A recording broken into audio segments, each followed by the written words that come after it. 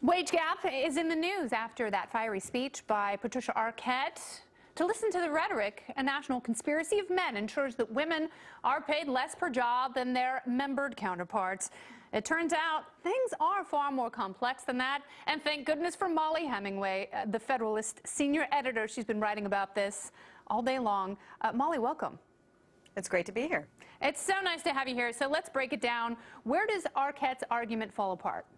Well, it's actually completely true that men and women make different decisions about their careers, about what they study in school, about how many hours they're willing to spend in an office for a full-time job, or how dangerous they want their job to be, how much risk they're willing to take in a job, how much time they're going to take out of the workforce when children arrive. Men and women do make different decisions that affect their eventual pay. And so there is a disparity, but if you control for all those factors, if you actually compare apples to apples, the gender pay gap goes from this so-called 77 cents on the dollar down to single digits, and low single digits in some case. So you really need to know what you're comparing and not comparing two things that are different. No, it is complex because a lot of times women are hesitant to ask for raises.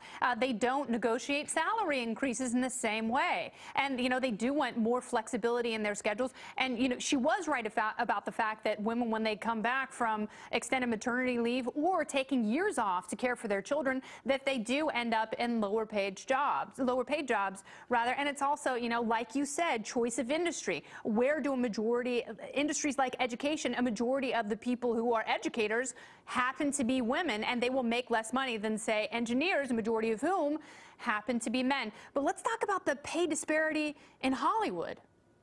Yeah, the thing that's really interesting about this is even if the gender pay gap is kind of a myth for most of the economy, there is one area where there are huge problems, and that's Hollywood. I mean, with the Sony email leak, we learned that some really big box office draw actresses were getting paid as much as $10 million less than their male counterparts, or they were just given 2 percentage points less of the back end of the profits than their male counterparts. And we're talking about big names like Amy Adams and Charlize Theron. At the hands of big, you know, female draws. Executives like Amy Pascal, who was removed from her tenure as the head at Sony.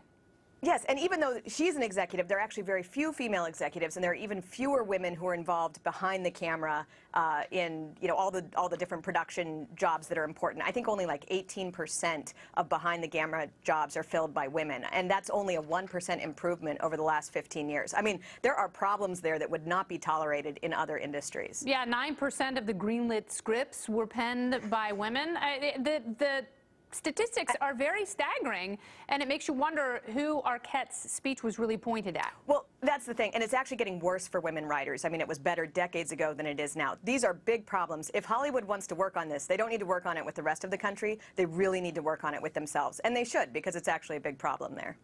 It is a big problem, and it was really interesting to see the crowd react. As you pointed out, you know, these are multimillionaires in $10,000 dresses applauding this populist rhetoric that, I don't know, it sort of falls flat at some point.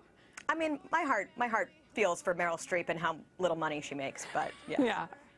It's been really tough. I mean, she's nominated for an Academy Award every single year. That's exhausting. Mollie, the struggle is real. The struggle is so real. Hashtag the struggle is real. Mollie, thanks so much for being here. Thank you.